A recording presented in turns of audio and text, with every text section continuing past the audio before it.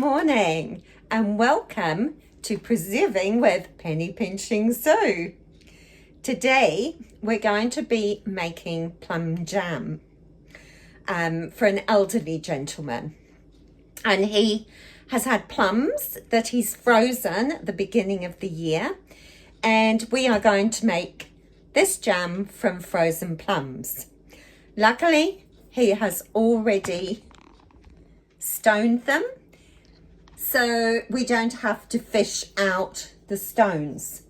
However, that wouldn't be a problem anyway. So he's cut them all in half and removed the stones so we can get on to make this, and he saved the stones.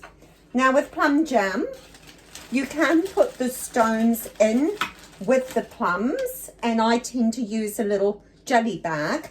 So I'm going to put some stones in the bag. However, you can make the jam without. You don't need to put the stones in, just because plum jam is very high in pectin. Plums are very high in pectin anyway. But I'm going to put them in because, hey, there might be a bit of fruit on there we don't want to waste. And I tend to put it in a little bag and then clip it with a there we go, a clothes peg at the side. So we're just going to drop that in, and what we're also going to do is add some water.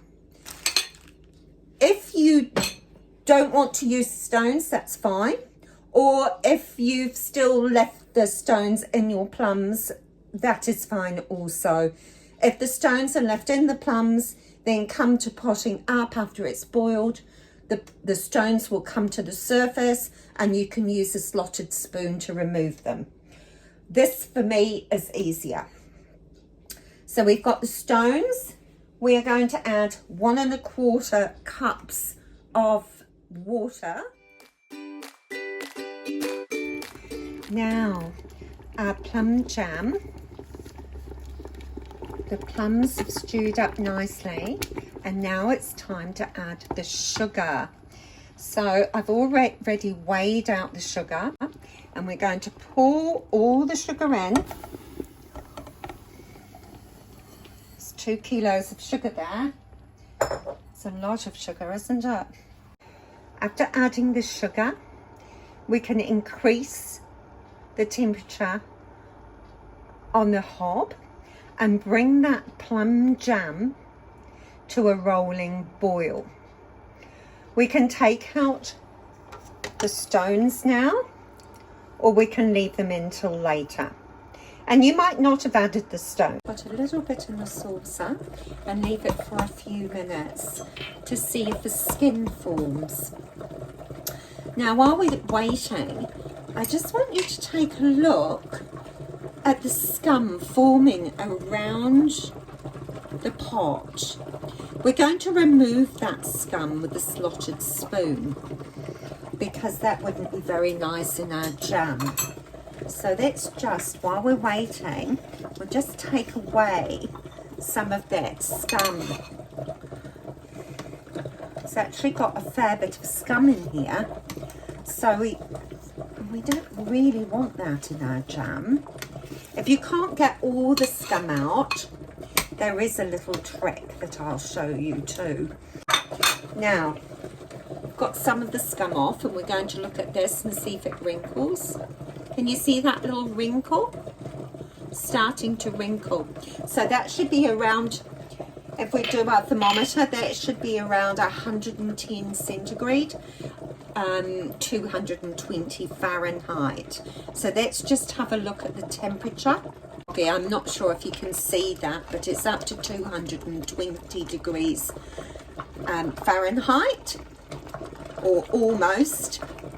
So we'll just put that on the side again, and we will add in a little bit of butter.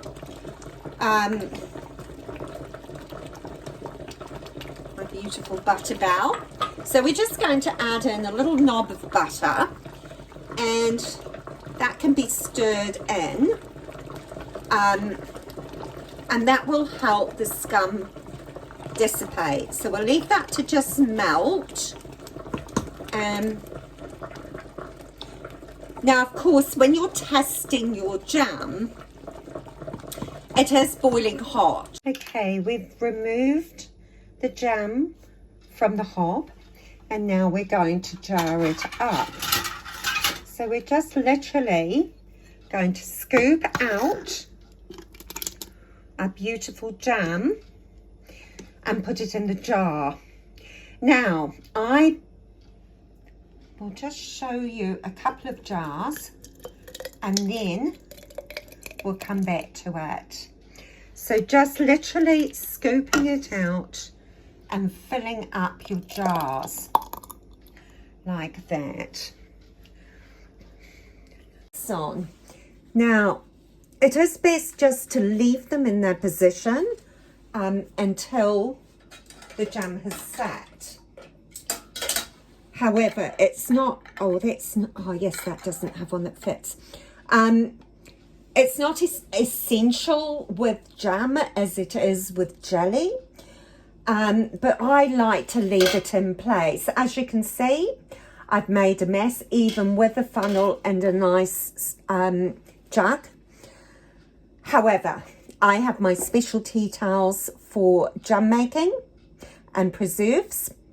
I've also got my plum coloured top on, just in case. Now, we're going to have a look now at how to use these cellophane seals, because we need a piece of cellophane. They come actually with some labels too, so you can use those if you wish, but don't worry about labeling until your jam has cooled, so leave it till tomorrow for me. And then I give my jars a really good wash all over. So I've done the rims, but then tomorrow I'll give them a really good wash all over, and then I will label them. So we need an elastic band, and we just literally put the cellophane into the water like that, just to have it damp. And then once it's damp like this, oh sorry, can you see it? It's hard to see, isn't it? We just put it over the top of our jam, whoops a daisy, like this.